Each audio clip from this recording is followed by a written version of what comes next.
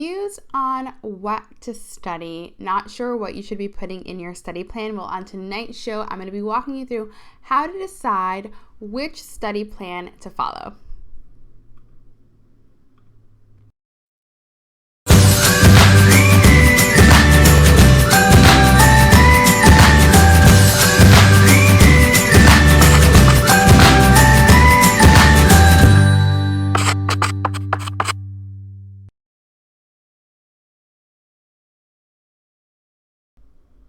Hey everyone, I'm your host Clarissa, and you are watching She Rocks at College Live, a live show that happens every Thursday at 6 p.m. Eastern, where we come together, college women all across the globe, to chat about common themes, common issues, ideas, and to expose you to different ways of thoughts so that you can navigate the college experience. Tonight we're going to be talking about how to decide what to put inside of your study plan. Now, I want to start off the episode by clearing something up that I get all the time. Students will ask, what's the difference between a study schedule and a study routine? So I thought that we could start the conversation there. So a study schedule is the time in which you do your studying. So it's literally you're blocking off a specific date and time during the week to do your studying. And then a study routine is what you are physically doing during that blocked off study time. So that's the difference between those two things. Now, with everything that you hear me talk about on this show, self-awareness is key to knowing how to decide what study plan you need to follow. And tonight what we're going to do is I'm going to give you the steps so that you can do this literally this week with your classes, especially if you're going to be starting them soon, if you're already in them. And then we're taking this conversation over to our Secret Study Society. It is our private Facebook group where everything goes down every week. We are doing these communal conversations where we're chatting about things on the show. I'm giving the steps, and then you have the opportunity to ask questions and we can interact with each other inside of the Facebook group. We're going to be dropping a link inside of the comments. And as you are chatting with each other in the comments, can you also share what you're currently thinking about doing for your study plan, what your study plan is if you have one, or if you don't, be honest and say, I'm here because I'm trying to get a study plan in place. So the first thing that we have to talk about are the different components of a study plan. I'm just going to pull out my notes here. So the very first thing when you're thinking about creating your study plan and deciding what you're going to do for your plan is you have to figure out what are you going to do to physically study. So studying is just a umbrella term for all of the things that you're doing to prepare for your exam, to prepare for a quiz, to prepare for a paper, to prepare for a presentation. What are you going to be doing during your study time? The second component of a study plan is when are you going to do it? So the first component is what are you physically going to be doing when you're studying? The second thing is when are you going to physically study? And then the third component is how will you know or measure that what you're doing is actually working, or how are you going to measure that you're completely done studying for that particular exam? So those are the three components that a study plan must have. Remember that a study routine is what you're physically doing when you're studying. A study schedule is when you're doing those actions. So a study plan is a combination of the two. It's what am I doing and when am I doing it? That is a study plan. So let's tackle component number one. What are you going to do during your study time? Now, in order to come up with this, where you first have to start is by taking out a blank sheet of paper and a pen, and I suggest that if you have one now, do it while we're on here live. I want you to take out a pen and a piece of paper, and I want you to start writing down everything that you've done in your life to study. Write it all down.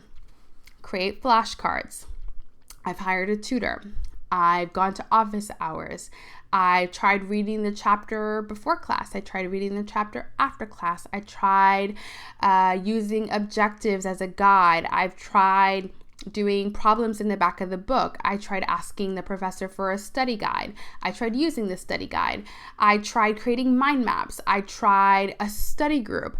I tried the writing center. I tried creating pictures. Whatever you've done in the past to study, I want you to brain dump it all down right now.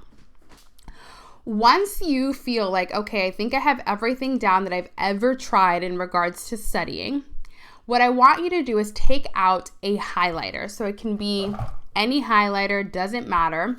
And what you're going to do with the highlighter is you are going to highlight any study action that you wrote down that actually worked. Now, I'm going to help you define what working means. So you can say a study action you took worked if at the end of that study action, you felt like you knew the information, that you understood it, and or the action that you took helped you to be able to answer questions on the exam. That's how you determine whether a study action worked. You ask yourself, did this help me understand the information better? Did I feel very confident that I knew the material? And did studying in this way help me to be able to answer questions on the exam? If you can answer yes to any 3 of those questions in regards to the study action that you wrote down, highlight it, because that is a study action that worked for you. Everything that is not highlighted are things that do not work for you, that have not worked for you and probably won't work for you in the future. So I want you to not even worry about it. I don't even want you to think about it. I don't even want you to do anything with it. The only thing that we're going to care about are the study actions that you've taken in the past that have actually helped you in some way, shape, or form. What you're going to do is you're going to take that list of highlighted actions that worked and you're going to put it on another list. And on that list, what you're going to do is you're going to start seeing if there are any themes. I want you to start paying attention to the study actions that you have written down and notice what's similar about them. So do you notice at any time that the study actions that worked were anything that had to do with you reading something? Notice if there's a theme where any study action that worked involved flashcards, or you quizzing yourself, or you studying with somebody else, or you attending office hours. Start to notice the theme around the study action. This theme is going to give you insight on how you learn best, or how you prefer to learn, how your brain makes sense of information. Now, I don't want you to fall into the trap or the myth that there are learning styles. Learning styles have been proven to not exist. We have preferences, so we prefer to learn information in a particular way, but really what helps us more than anything is being able to get that information in a multitude of different fashions. So hearing it while we're also seeing it, writing it while we're also listening. The more senses that you can combine, the better neural pathway gets built in your brain, which means that you're going to retain that information for longer. But again, I just want you to start noticing the patterns. You can also group the themes by class. So maybe anytime you had a writing class, you notice that whenever you attended discussions after class, that really helped you to do well on the exam. So you can categorize it by class style, or you can categorize those study actions by what action you physically took. So, anytime I went to lecture, or anytime I did the reading before class, that really worked, or anytime I did the back of the chapter questions, that really worked. Start noticing the themes around the study actions that you determined work for you. Then what you're going to do is you're going to utilize those actions to create your study plan, or your study routine, remember the routine are the actions that you take while you're studying. You're going to use those actions to create your study routine for each of your classes this semester. So if you have an English class, based off of what you realize really helps you for English style classes, create your study routine. If you have a math class and you realize I'm someone who learns a lot when I do problems or when I go to office hours, create a study routine that contains those actions. This is how you begin to build study routines that work for you and that yield the kind of grades it is that you want. And you can start dropping questions in the comments if you have questions about anything that I'm talking about. Again, this is supposed to be an interactive show. We're going to make it even a deeper connection by moving over to the Facebook group after the show ends. Great. So now that you have your study routine for each of your classes, the next thing that we have to address is the following component of a study plan, which is when are you going to do that study routine? Now, this is going to depend, obviously, on your personal time availability. Most students who show up for She Rocks at College Live are working anywhere from part-time to full-time, so their hours that they're working with might be limited in that sense because they have to physically be at work. Some of you might be working full-time. The important thing is for you to really know when you're going to physically do all of your studying. My suggestion, or what I want you to consider and think about, is to theme your days of the week where you have days where you only focus on math and English, or you have days where you only focus on biology, or you have days where it's your reading day, and you have days where it's your problem set day. The other thing that you want to do is really make it a routine, because the less you have to think about when you're physically going to study, the easier it is going to be for you to find the motivation, because it becomes habit. It's Tuesday. Tuesdays are just the day that I go to the library and I work on my lab report that's due on Thursday. So when you're thinking about when you're going to do your study routine, you first have to consider the time availability that you have. And I have a video here on my YouTube channel. It's called the study schedule that will change your semester or something like that, or the only study schedule you'll ever need. It shows you how to block off your time for studying. So search on my YouTube channel, just type in schedule inside of the search bar here on YouTube, and that video will pop up. It's one of the most popular videos around study routines on YouTube. So you will see my face. You'll be able to find it, but that'll help you to block off to see where specifically you have time to do your study routine. And I talk about theming your days and blocking off your time inside of that video. But the more you can make it routine, the more you can make it habit, the better it's going to be for you, because you're not going to have to rely on motivation or inspiration. So once you know what you're going to do to study, so you have your routine, you have your study actions, and once you know when you're going to physically study, so the time of day, the day, the next thing that you have to have in place is a way to assess if that study routine is working.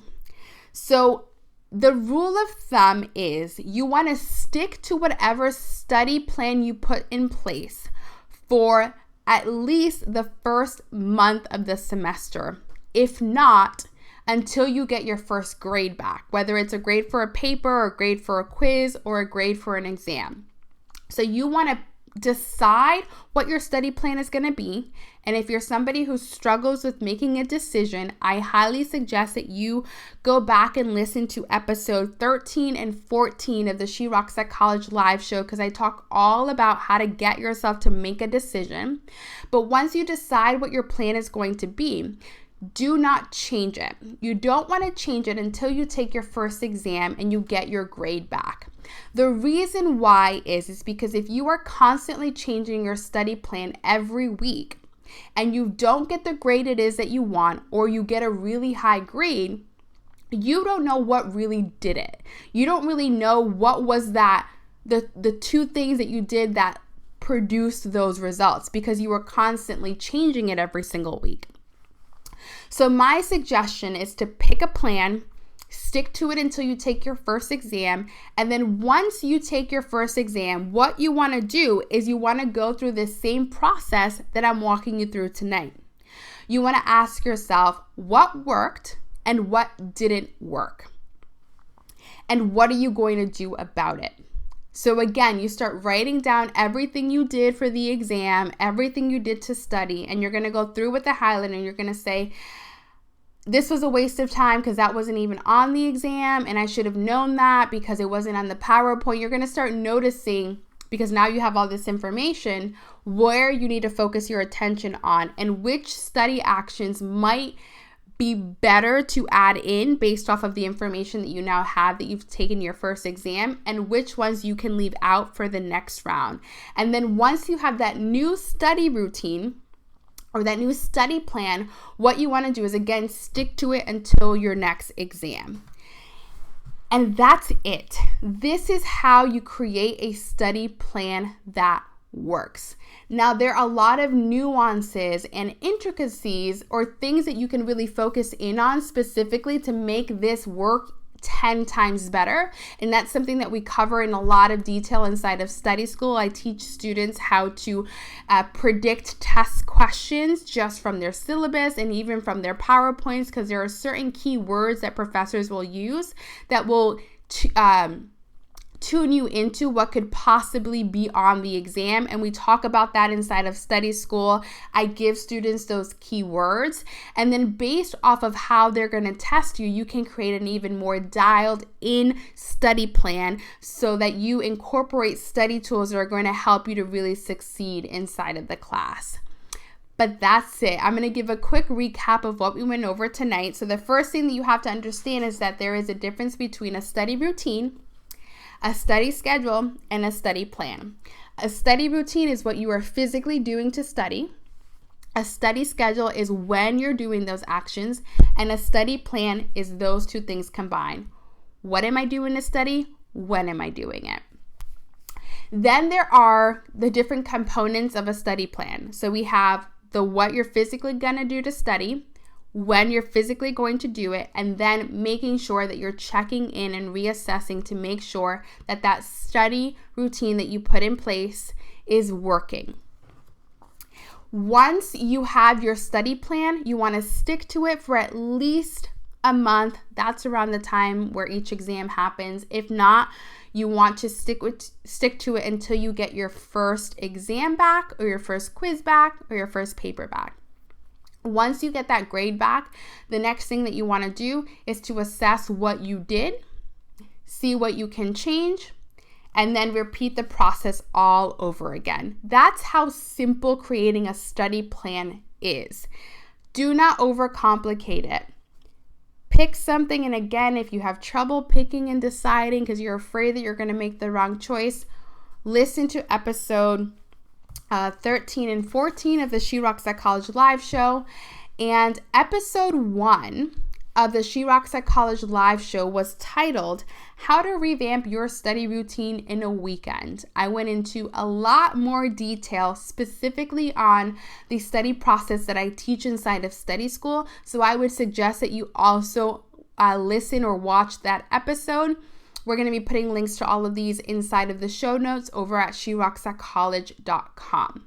So what I'm going to do now is take some time to answer some questions. And again, you can always come over to the Facebook group where we're going to be having communal conversations around tonight's topic. It's your opportunity to get some free academic coaching, to ask some questions, to get my support, my eyes on your study plan, anything that you need.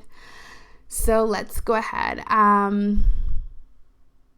So Terry says, I'm going to add this to the broadcast. She says, how many hours do I dedicate per day per class? So I do not suggest any particular amount of time because every class is different.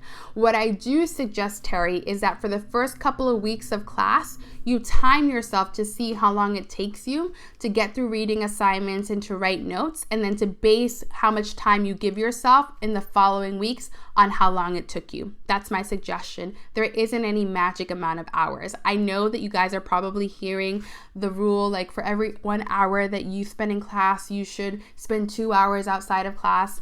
That's BS. The best way to gauge is to time yourself for a couple of weeks to see how long it's taking you to get through things, and then you can have a more accurate representation of how much time you need per class.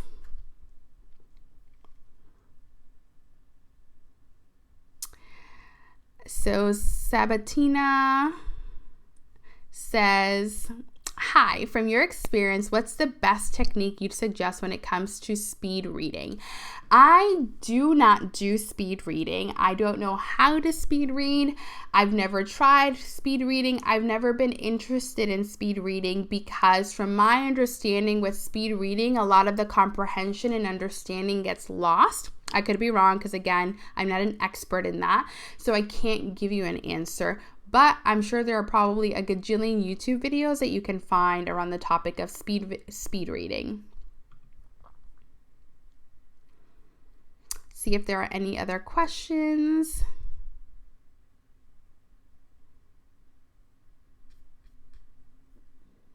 Oh, we have someone watching all the way from Trinidad.